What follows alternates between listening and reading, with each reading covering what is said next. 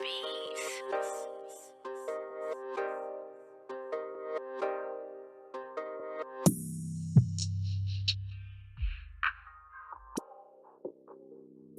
Yo, what's up, YouTube? This is your boy Junior, aka Smoking Guns, out here in Tucson, Arizona, representing the Ultimate Fight Club, giving you the latest content in boxing and MMA news that is out. So today's video, and I figured today was like the perfect timing for this video, just because he just had his fight last night, and this is going to be about Keith Thurman, and this is the trilogy to the Black Murderers Row video, okay? Trilogy to the Black Murderers Row, and like I said, this is going to be highlighting Keith one-time Thurman. And like I said, I figured it was perfect timing because he just had this fight with Josecito Lopez last night.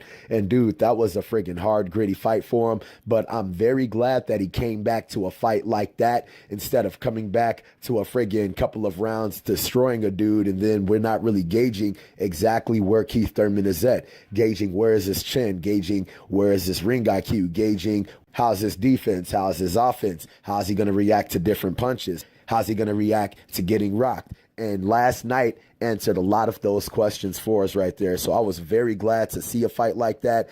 And he really earned that decision right there. And a lot of people are knocking Keith Thurman right now, talking about, oh, he's gotten exposed and this and that. And I'm like, dude, what you talking about? He just came off of a friggin' 2-year layoff, dude. I mean, we ain't expect Superman up in that mug. Like I said, I did expect him from my fight prediction that he got him out in 8 rounds. But I said if it went past 8 rounds, then he was going to end up winning a decision. And that's pretty much what happened. He won a decision. And that was a very hard fought fight right there, man. But going into this Murderers Row video, we are pretty much highlighting these fighters on how are they going to be able to unify the division. And Keith Thurman definitely has the tools to unify to the division, but he is going to go through hell and back if he thinks that he's just going to unify that division easily, because it's going to be far from easy for him, man. And going into the first matchup that I'm going to put him up against is Keith Thurman going up against Errol Spence to be able to unify this division. And dude, this right here is going to be a hard ass fight for Keith Thurman. The main reason is going to be such a hard fight that people aren't putting in the factor of is that the range and the length of Errol Spence Jr. Okay, you got a guy like Keith Thurman, he's like 5'6", I think, and I think Errol Spence is 5'9", and he has a substantial range on Keith Thurman. And the main thing that Keith Thurman is going to have to worry about is Errol Spence is not going to apply pressure to him without keeping some kind of punch in his face. Errol Spence will keep that jab in Keith Thurman's face all night. He will establish tremendous pressure. He has very sharp punches, and he is probably one of the most brutal body punchers that we have in the game right now, man. The dude will literally go into this fight and brutalize Keith Thurman's body, no friggin' problem, man. And the one thing that I like about Errol Spence is what he does. He can literally get shots off on you no matter where you are in the fight. You could try to smother his punches, being close inside, and he will still be able to find ways to dig in those damn body shots from all kind of different angles, being on the inside. And being on the outside, he's very good with his jab and very good with being able to use his combinations to be able to get off those hellacious ass body shots that he does. But Keith Thurman, the only way I could see him beating Errol Spence is he would have to literally outbox Errol Spence that whole fight. I do not see him trying to be in a particular dogfight with Errol Spence, because that'll go right into Errol Spence's game. But I can see Keith Thurman being on a more stick and move. He will stick and move Errol Spence. And when he finds particular spots to be able to stay in the pocket, get off a nice ass combination and move out, that is the one way I can see Keith Thurman winning this fight. And Keith Thurman does have respectable power. I don't see Errol Spence just being able to walk through his shots, but at the same time, Errol Spence will apply nonstop pressure using his jab, using those combinations, and he will friggin' wreck Keith Thurman's body. And the one thing that I noticed about Keith Thurman last night in that fight with Josecito Lopez is every time Josecito Lopez wanted to get off body shots, he was able to get off those body shots. And I was glad on Keith Thurman's behalf that he was able to get through those body shots without being damaged too badly. There was one exchange where Josecito Lopez did hit him with a 7 to the body, and you could tell that it did bother Keith Thurman because Josecito Lopez, he started telegraphing it and was just trying to go straight for that 7 to the body. But if he would have been able to set those up a little bit more, using his jab, which he wasn't really using as effectively as he should have in that fight last night, he would have really been able to get off those body shots more effectively. And going into a fight with Errol Spence, Keith Thurman is definitely going to have to watch out for that because Errol Spence has a great jab and he knows how to use it to set up not only his body shots, but his combinations effectively. And his combinations are usually set up so he can be able to dig and break your friggin' body down. So this will be a hard ass fight right here for Keith Thurman. Now, going into the next matchup with Terrence Crawford. Terrence Crawford, this will also be a badass matchup to be able to see with Keith Thurman. And this would be a better fight for Keith Thurman just for the simple fact is I could really see him being able to use his movement a lot better against a guy like Terrence Crawford. But the only thing that I don't like for Keith Thurman in this fight is that Terrence Crawford will be able to find a rhythm on Keith Thurman a lot easier in this fight. Black Murderers Row highlight. I was saying that going into a fight with Keith Thurman, Terrence Crawford would really be able to find a rhythm in this fight because Terrence Crawford is also going to be the taller, rangier fighter going into this fight. And he'll really be able to set up some things for Keith Thurman going into this fight just for the simple fact is this would be a more of a technically skilled matchup where they're actually going to be boxing each other, where you got a guy like Errol Spence who's going to be applying constant pressure. You got a guy like Terrence Crawford who is going to sit there and he is going to box with you, and he is very good at doing that, and he'll be able to switch it going from right, going to left. He's going to be giving Keith Thurman all kind of different looks, all kind of different angles, and Terrence Crawford doesn't have the problem of being the technical aggressor going into this fight because there has been fights where he has technically been the aggressor going into the fights, breaking this guys down and then stopping their asses late. And Terrence Crawford is very good at his precision punching. Like when he wants to throw a punch, wherever he wants that punch to land, it will land and go exactly where he wants it to go. And that can be a huge problem for Keith Thurman going into this fight. So Keith Thurman would really have to use his movement, use his technical boxing ability, use his counter punches, get Terrence Crawford to come to him, be able to counter him with those hellacious ass power punches that he has.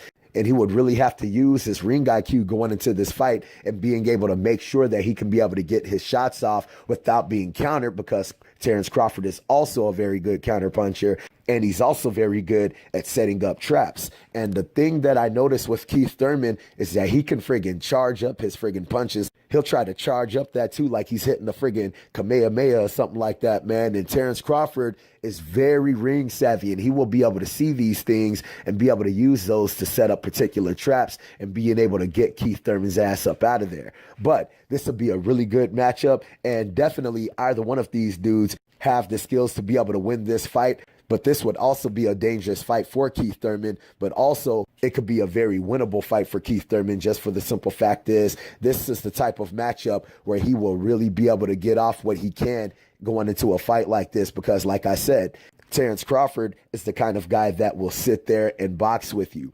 But Terrence Crawford's ring IQ is also friggin' damn near second to none up in that damn ring. So this would still be a very dangerous fight for Keith Thurman. Now, going into the last matchup with him and Sean Porter, this right here would be a very, very crazy ass matchup for Keith Thurman. I mean, even going into their first fight, if you guys have seen a bunch of videos that I've made, I always swear that Sean Porter beat Keith Thurman in that first fight. And Keith Thurman really showed me a lot of things about himself in that fight, showing me that he can dig deep, showing me that he will exchange with you, that he will take risks, and so forth and so forth. But this would be a friggin' hard-ass matchup for Keith Thurman, just for the simple fact is Sean Porter is also the type of dude that comes with constant pressure. But I think it'll be a little bit harder for Sean Porter to beat Keith Thurman, as where I think it'll be easier for Errol Spence to beat Keith Thurman. Just for the simple fact is when Errol Spence, when he applies pressure, He's very methodical with what he throws at you. Where Shawn Porter, when he's coming with pressure, he's just friggin' coming at your ass like a friggin' brawler, dude. Like, he just be throwing, shoot. He just be throwing some damn heat at your ass, man. And everything isn't accurate, but he does throw.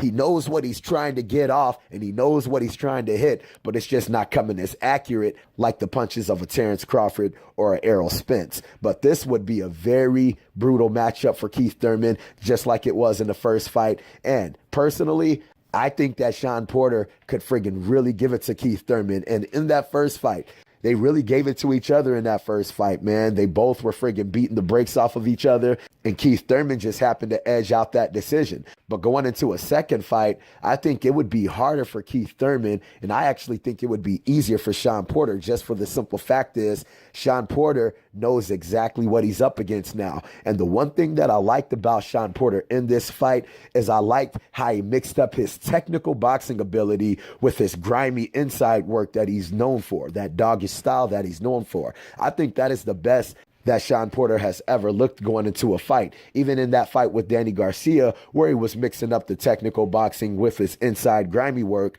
he looked the best I've ever seen him going into that fight with Keith Thurman. The way that he was able to friggin' keep Keith Thurman guessing. Keith Thurman couldn't get into a rhythm at all in that fight, and it was just a straight up dog fight in that friggin' fight, man. And I think that Shawn Porter could really edge that fight out going into a fight with Keith Thurman. And a lot of people are like, oh, Keith Thurman to beat Shawn Porter easy. Hell no, I think it would be easier for Shawn Porter to get Keith Thurman ass this time, man, because like I said, Keith Thurman's style revolves around him being able to set up the tempo the entire fight. With Shawn Porter, that fool ain't going to have no kind of tempo, and whatever kind of tempo Keith Thurman is trying to set, it is not going to stop Shawn Porter from being able to do exactly what he's trying to get off in that fight. And I think that's why this would be such a friggin' terrible matchup for Keith Thurman going into this fight. And like I said, Errol Spence will have an easier time with Keith Thurman than Shawn Porter will, just for the simple fact is he's a more rangier fighter, and his precision with his punches are a lot more technical than a guy like Shawn Porter. But Shawn Porter, he is so rough and he is so rugged.